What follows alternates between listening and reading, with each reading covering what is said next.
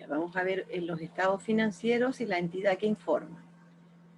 Los estados financieros son los balances, el conjunto de balances, ¿cierto?, que entregan los sistemas, son la información, ¿cierto?, para las empresas. Esta información financiera se encuentra entonces en los estados financieros y el objetivo de estos estados financieros es que proporcionan información sobre partidas, ¿cierto?, que funcionan y que están ahí, como los activos, los pasivos, el patrimonio, los ingresos y los gastos de la empresa que informa. Es útil a los usuarios de los estados financieros para evaluar esta información, ¿ya? ¿Qué es lo que evalúan? Evalúan las perspectivas que tiene la empresa de entradas de efectivos netas, futuras, a esta empresa que está informando, y también evalúa la administración de la gestión de los recursos económicos de la entidad.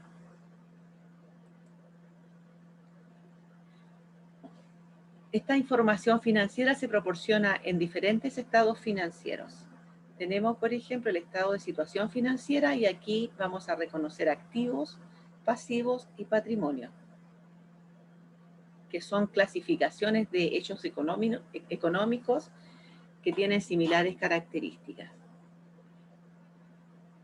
El estado o estado del rendimiento financiero, que sería el estado de resultado donde se reconocen ingresos y gastos, y también hay otros estados, ¿cierto?, y notas, otros estados financieros, que presentan y revelan información sobre partidas que se encuentran en los estados financieros que están anteriormente mencionados. Igual aquí yo les puse una nota, ¿cierto? Cuando hablamos de estado financiero hablamos de balance general y estado de resultado.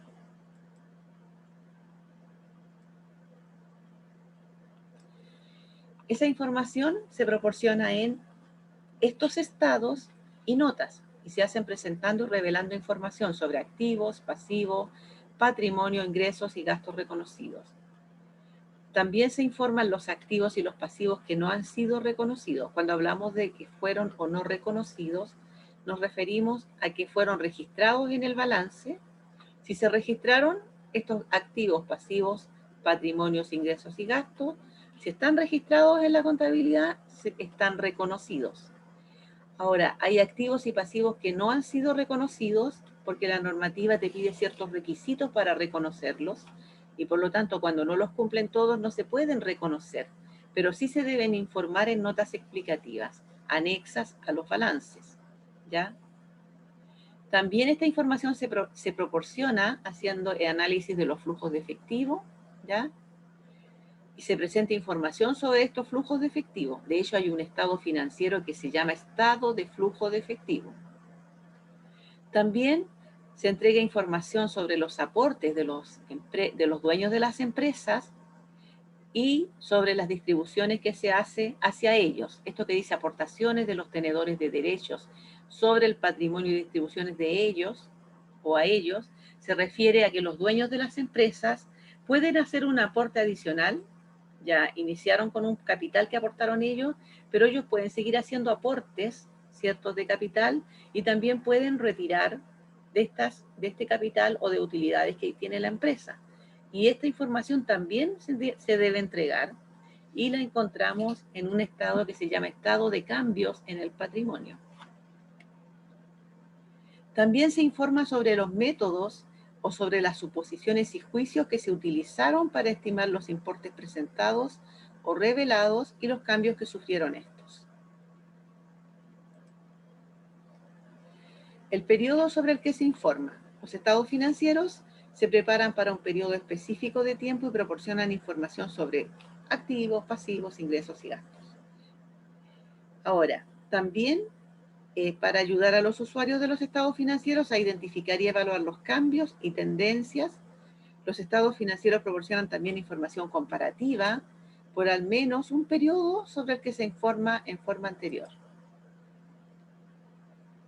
La hipótesis de negocio en marcha, que muchos la conocen como empresa en marcha, muchos, me refiero a los alumnos que tienen alguna noción de contabilidad, los que no la van a entender quizás a la primera, pero esto se refiere a que los estados financieros se preparan normalmente bajo el supuesto de que una empresa o una entidad que informa está en funcionamiento y que va a continuar con su actividad dentro del futuro previsible. Por lo tanto, eso es lo normal, suponer que los estados financieros son emitidos por las empresas que están funcionando normalmente y que van a continuar, ¿cierto?, funcionando normalmente. Por lo tanto, se supone que la entidad, si la entidad no tiene la intención ni la necesidad de liquidar o cerrar o cesar su actividad comercial, está ocupando la hipótesis de negocio en marcha, ¿ya? Ahora, dice, si tal intención o necesidad existiera, o sea, si fuera necesario tener que cerrar el negocio, liquidarlo o cesar en la actividad comercial, entonces los estados financieros, los últimos que se entreguen, deben tener que prepararse sobre una base diferente. Si eso es así, los estados financieros van a describir qué base utilizaron, donde lo describen en las notas explicativas. Entonces, vamos a repasar algunos conceptos que aparecen dentro de toda esta información que hemos visto, capítulo 1, 2 y 3, ¿cierto?, del marco conceptual. Y vemos, por ejemplo, qué son los recursos económicos, los derechos de los acreedores y los cambios en los recursos económicos y en los derechos de los acreedores. Entonces, esto, por ejemplo, que se ve en el capítulo 1 y que luego se repite igual. Recursos económicos, estamos hablando de activos. ¿Qué son los activos? Un recurso económico presente, o sea, que está hoy día, que es controlado por la entidad como resultado de algún suceso pasado. O sea, si la empresa tiene un activo, es porque en el pasado lo compró, ¿cierto? O lo construyó, de alguna manera le llegó. Entonces, pero algo ocurrió en el pasado que él posee este activo y lo controla, ¿ya? Un recurso económico es un derecho que tiene el potencial de producir beneficios económicos.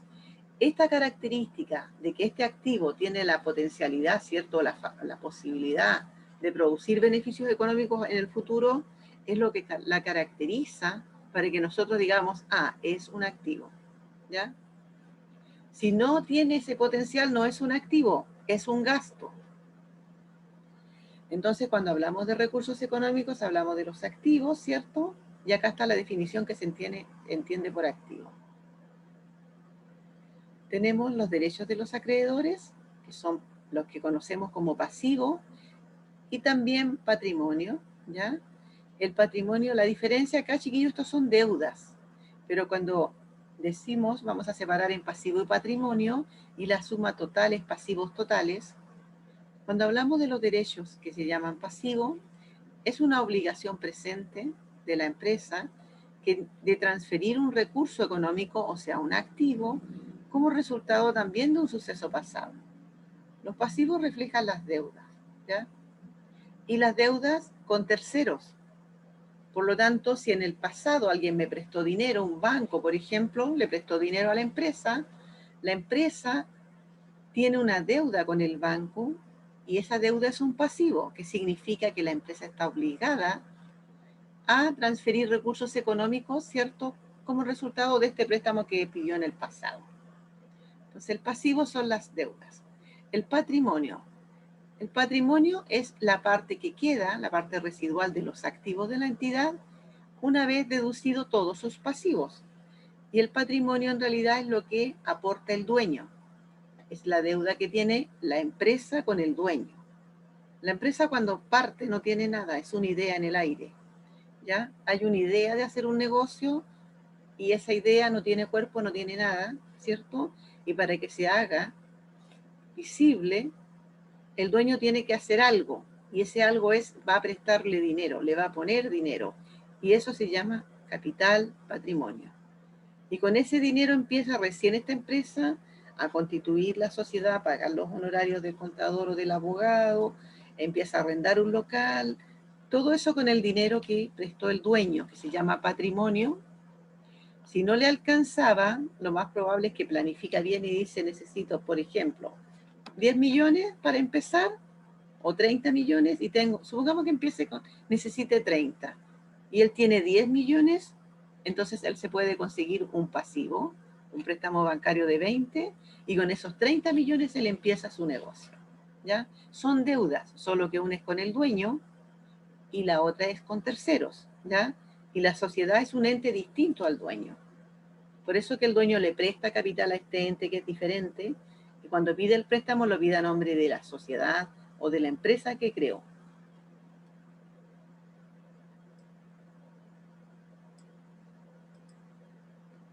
Cuando hay cambios en los recursos económicos y en los derechos de los acreedores que reflejan el rendimiento financiero, hablamos que los recursos económicos son los activos y los derechos de los acreedores son los pasivos y deudas.